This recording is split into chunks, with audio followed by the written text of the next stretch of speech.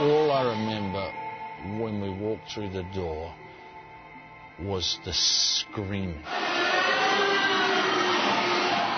These pigs were screaming.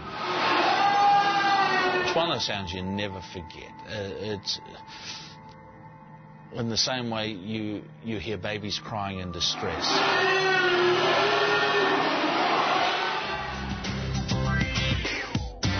I'm a bloke who likes to know where his next meal's coming from. Mike King, comedian, once the affable poster boy of the pork industry. It means it meets our strict standards and it's grown right here in God's own, not God knows where. Tonight he declares war on the people who once employed him. Crate farming should be outlawed immediately. Here's why. Animal rights campaigners have shown him how thousands of New Zealand sows live like this in crates.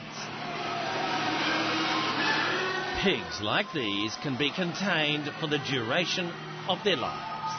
I will not be a party to this brutality, this callous, evil treatment of pigs. It's disgusting and it needs to stop. And here's what turned him. Mike King, under the cover of darkness, breaks into an unidentified pig farm filmed by Open Rescue, an underground animal rights group. These farms are quite secretive, and the cruelty takes place behind closed doors. They don't want people to see what goes on. It was kind of a tense situation because, we don't know if there's anyone there. We don't know if we meet anyone, what sort of reaction we're going to get.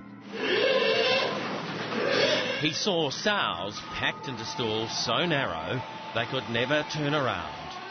I just walked around looking at these beautiful animals, huge animals,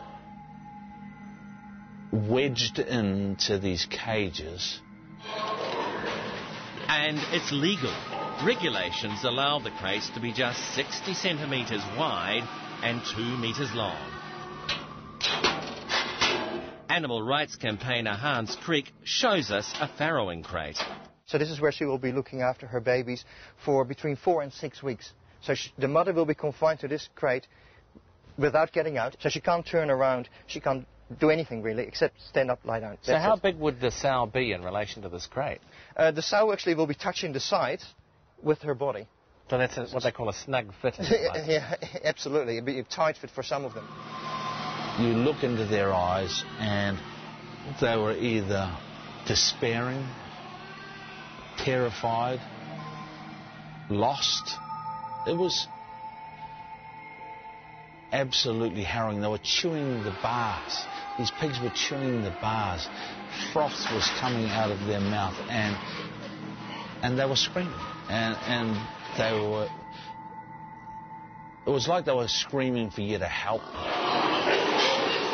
They were just looking at you, terrified but hopeful. It was just harrowing and disgusting. The turning point came after Mike King's contract ended with the Pork Board. On Christmas Eve last year, they fired me. The reason they gave me for letting me go was they are spending a lot of money fighting legislation that is about to be introduced, and they just ran out of money. But he insists his change of heart is not because he lost his job. If I had known this was going on, I would never have supported this. I firmly believe that anyone who sees this would say that this has to stop. After he split with the board, he saw a video on pig farming. It was a pig farm in New Zealand, and what I saw was disgusting. G'day, mate. How are you, mate? Good to see you. It was published by the animal rights group SAFE. Well, we always believed that Mike probably would be one of the many New Zealanders out there who's simply not aware about what was going on. I've been on farms. They took the chance to put him in the picture. I've seen pigs being put in these crates for the first time of their lives, when they're actually probably about that size, when they're going for the first time. And they fight those bars. Safe Director Hans Krieg is a former SPCA inspector. They throw themselves around, they bite, they want to come out. I said, well, I'd like to go and have a look at one. Can we arrange it? And he actually said, well, we should approach the pork board. And I said, well, not really, because, you know, what are they going to do? Dress the prisoners up in nice clothes and give them a wash and feed them, and, you know. So a couple of weeks later, we go down the line and we break into a pig farm. Sunday was given a first exclusive viewing. And would you have your animals living in that? Would you? But Mike, if it's this bad, and plainly it is, how has it been allowed to carry on for so long? Because we didn't know what was going on. Honestly. Did you know what was going on? I didn't know what was going on. The New Zealand public didn't know what was going on.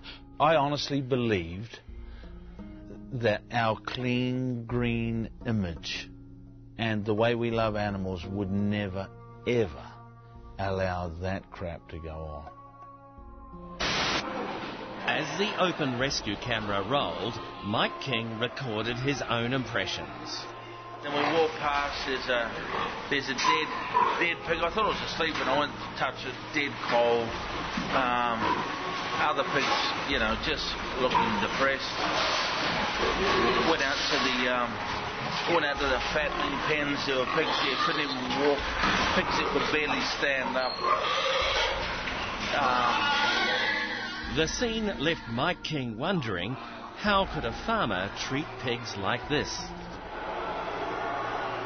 I looked at my friend, who, tough guy, real tough guy, and he said to me, mate, this is average, and this guy needs a smack in the head. If you want to see what a depressed pig looks like in New Zealand, take a look. Mike King himself suffers from chronic depression. You can see that these pigs are depressed, and as a fellow depression sufferer, I mean, who wouldn't be living in this shit? Yeah, nice bite, big fella. You deserve it. Yeah, get one back on the humans, big guy. If these were dogs, if these were horses, if these were sheep, if these were cows, if these were goats, these people would be in jail. That's because they'd be prosecuted under the Animal Welfare Act, which is policed by the SPCA. That's a kill.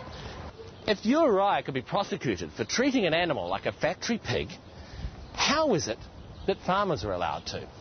Well, the answer lies in this document, and it's the Animal Welfare Code for pigs. And the first draft was actually written by pig farmers themselves.